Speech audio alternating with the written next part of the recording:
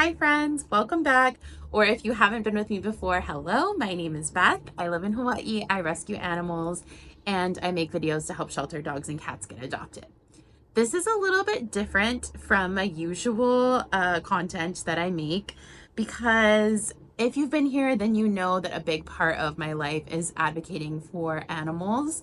I have rescues of my own who are sitting right there. That's Pudgey and that's Poppy. And my other two are very shy and will not ever be on camera. But most of my videos are generally about advocating for these dogs and cats and sharing my life with my own rescue animals. But another thing that I really love and enjoy is reading. If you can tell behind me, I do have a bookshelf full of books that I have enjoyed and love to read. And I like watching videos of people talking about their book recommendations. And so I thought, we would try this out and see if this is something that you guys are all interested in. I love to read seasonally. So I like reading books that are set in the time of year that I'm currently living in. So here in Hawaii, it is summertime. If you know me, you know that I do not thrive in the summers. I am not a summer girl, which is funny given that I live in a tropical place, but I am actually a fall and winter bird. I love being cozy and cold, and so I'm probably living in the wrong place, but that's okay. This year, I am going to do my best to embrace the summertime, and one way that I'm going to do that is through the books that I'm reading this season in my life. So I thought I would just share with you guys some of my favorite reads for this time of year. Maybe you'll find a new book to love and add to your collection, and maybe you have something to recommend to me. So let's just go ahead and get into it, shall we? The first book that I want to recommend to you guys is Island of Sweet Pies and Soldiers by Sarah Ackerman. This is a story about a woman and her young daughter living on Hawaii Island, which is the big island as we call it here, during World War II. And her husband goes missing, and ever since that event happened, her daughter has stopped shocking. And that's all I'm going to give you because I don't want to give away too much. But there's a little bit of romance. There's it's historical fiction if you enjoy those types of books. There's some baking and some friendship and some mystery. So if that sounds like your kind of thing, I highly recommend this book. She does have a few other ones. This is the only one that I have read, but I love it and I bought it because I liked it so much and I've read it multiple times. I guess that's something else that I should have said. I am a book repeater. I love rereading books. Once I find one that I really connect with, I usually keep it around because it's like wearing a worn-in sweatshirt or, watching a comfort film, watching a Christmas movie that you've known since childhood. I find like rereading the same book that I really enjoy is just peaceful and grounding for me. So these are all books that I've read at least once, but I own them, so I probably read them more than once. My second recommendation to you is Shady Hollow by Juno Black. This one is so fun, you guys. I am a big mystery, crime, horror girl, which surprises quite a few people. I guess I don't come across like somebody who would enjoy those types of things, but I love them. I've been reading crime and mystery books since I was very young, which I don't know what that says about me, but anyways, if you are somebody who maybe wants to dip your toes into mystery books, or maybe you're not a big mystery person, but you like cozy stories, this might be for you. This book, Shady Hollow, is a crime story. Somebody was killed, and there is a reporter who is trying to get to the bottom of the crime. It is a small town. However, all of the characters are woodland creatures. So for example, the animal who is killed is this grumpy little toad. The reporter is a fox. And, there's a bunch of other creatures in the town who she's talking to and interviewing. And it's just so much fun. It's such a fresh take on a classic mystery kind of thriller story. But it's cozy, it's silly, it's cottagecore vibes if you're into that kind of thing. And I loved it. I highly recommend it. And I believe that this is a series. I've only read this one so far. But if you're interested, there is more than one book by these authors. The next book that I want to recommend is The Strawberry Patch Pancake House by Lori Gilmore. This is I think the fourth book in the Dreamboat Harbor series. I know this was another one that got really popular on the internet last year for, I think, her first book, The Pumpkin Spice Cafe. I have not read any of these, but, you know, again, it's summertime. I wanted to start with the summary book. So even though it's out of order, I'm starting with this book. And I just started it. I'm halfway through now and I love it. It's really cute and cozy. It's definitely one of those books that you just read for something lighthearted and fun, right? I've heard somebody call them like a palate cleanser before. That's kind of what these books are. You know, they're not groundbreaking. You're not going to feel like your life changed from reading one of them, but they do transport you to cozy fun and different little worlds. And this definitely feels like you're being transported to Stars Hollow. If you love Gilmore Girls, if you love that small town, cute, cozy romance vibe, this is for you. I think that it's really sweet and enjoyable. You know, like I said, it's fun, it's summery, it's light, it's pretty classic for this type of genre of book. And I'm definitely going to be adding it to my collection of like nice summer beach reads. The next book is Lost Coast Literary by Ellie Alexander. This one, I think if I remember correctly, is based on the coast of California, which of course definitely matches with the season. And it's about a woman whose grandmother passes away, and she basically goes to like clean out her grandmother's home, and she finds this manuscript there. And she's an editor, and so she starts editing this manuscript, and she figures out that as she's editing it, she's actually editing the real lives of some of the people that live in this town that she's in. So that's all I'm going to tell you. I find this really fun. There's a lot of great character development in it. Obviously, it's about this woman who's kind of like finding herself and rediscovering her life. It's just a fun fantasy read that's great for the beach. Love it. The next book is The Honey Bus by Meredith May. This is a nonfiction biography story about a woman who's sharing the story of her grandfather growing up, who had a military bus that he converted into a place to raise honeybees. And so she's talking about life with her grandfather, learning about bees and that whole experience.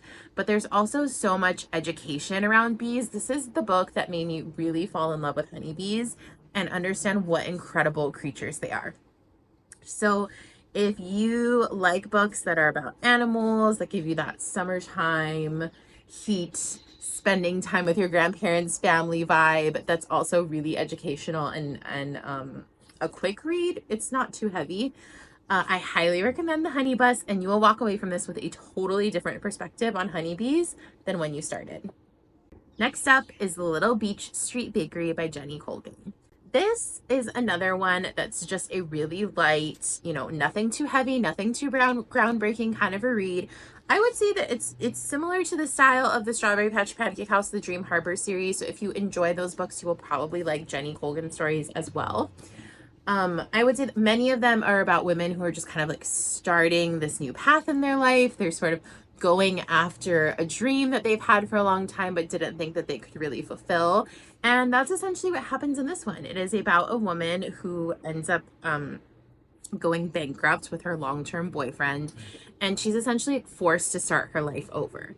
But she's always loved baking, and she sort of takes this opportunity of literally hitting her rock bottom to start doing something that she truly loves.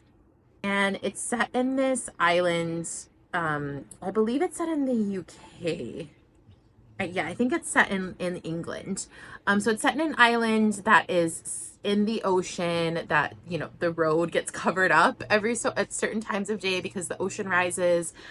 So it's got a little bit more of the kind of like stormy, cold, beachy vibes, but it does have some warm, springy, summery moments as well. It's a really fun book about rediscovering yourself, about chasing your dreams, about romance, about gaining independence, and just embracing life and embracing starting over. Next up is A Homemade Life by Molly Weisenberg. If you have never read a cooking memoir before, essentially it's often about the author sharing about his or her life, and they're doing so by telling you food stories and food memories and also sharing recipes with you. This one is very well written. I love Molly Weisenberg's writing. I believe she had a blog originally, and that did really well, and so she published a couple of books. So this is, if you enjoy cooking, even if you don't necessarily enjoy cooking and you just like food, I think that you will really like this. There are many tasty, delicious recipes in here, and she just has a lot of beautiful family stories that she shares in her book as well. Okay, if you are somebody who loves the actually intense thriller stories, the serious crime novels, I do have a summer read for you as well. This is The Summer Children by Dot Hutchinson. This is a part of the series. I don't know the name of the series. I will find out for you and pop it on the screen. So this is the third book in, I believe, a 4-book set. But the reason I'm showing you The Summer Children is, of course, because it is in fact set in the summertime.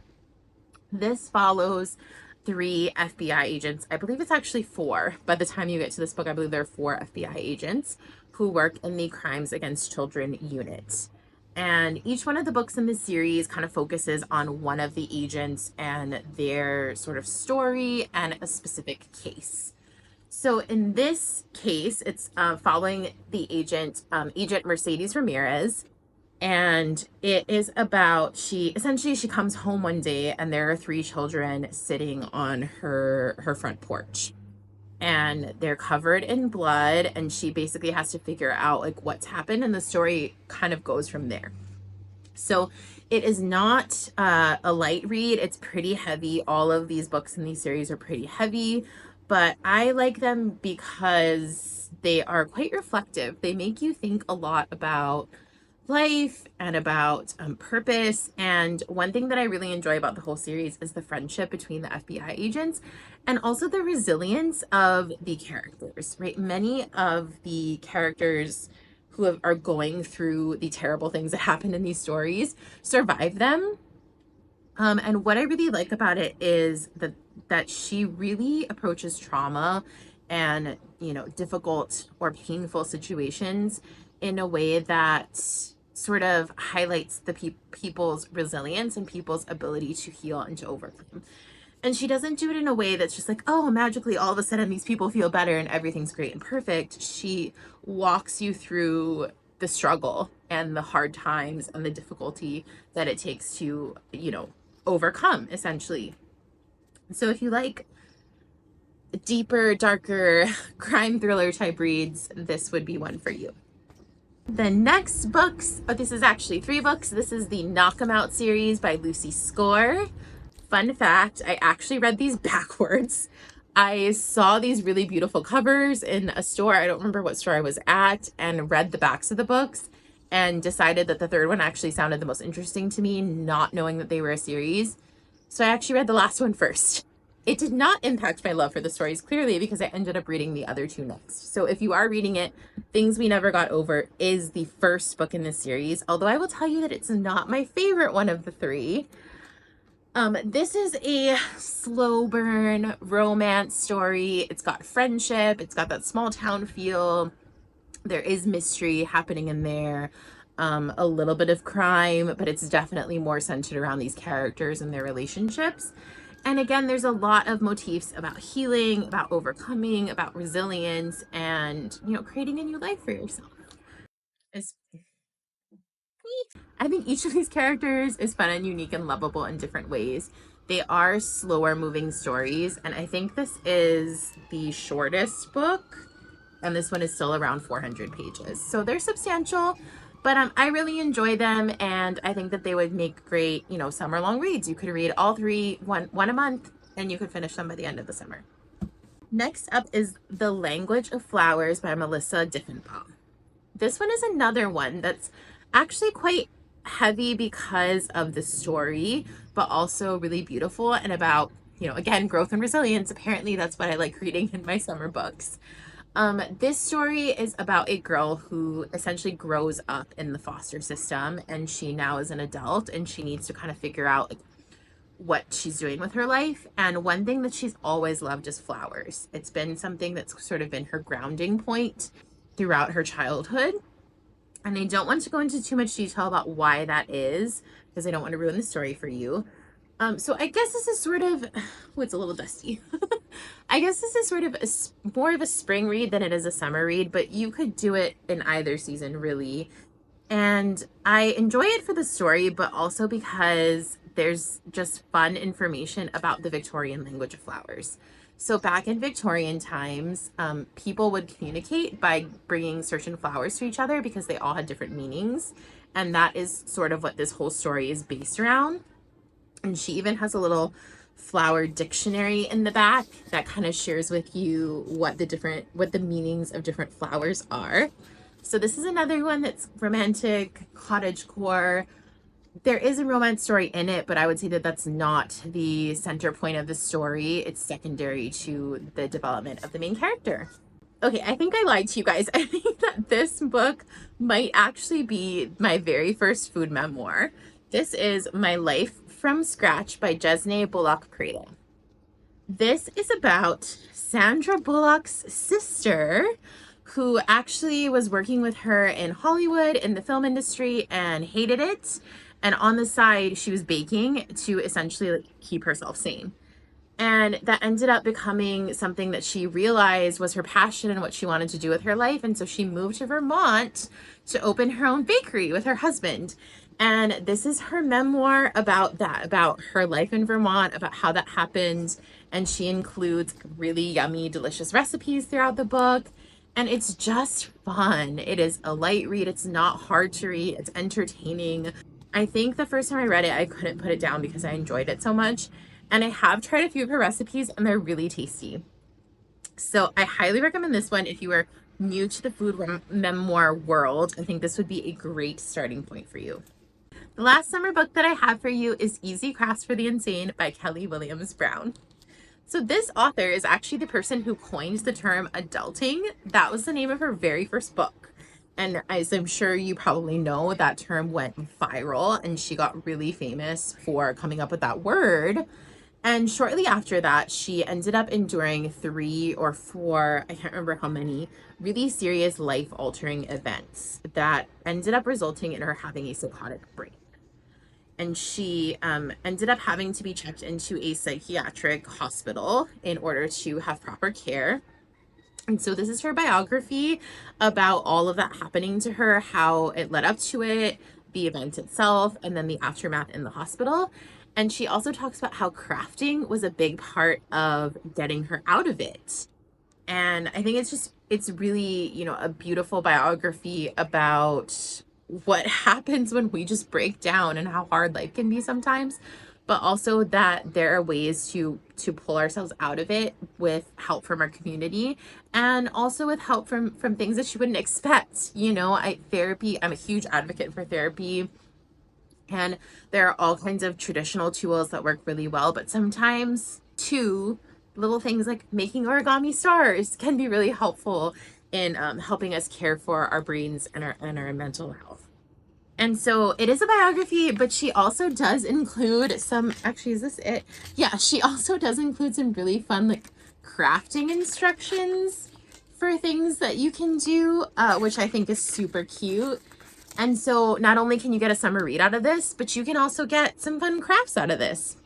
All right, those are some of my top summer picks for you. If you have a summer book recommendation, please drop it in the comments below. I'm always looking for new reads and I love sharing them with other people in the community.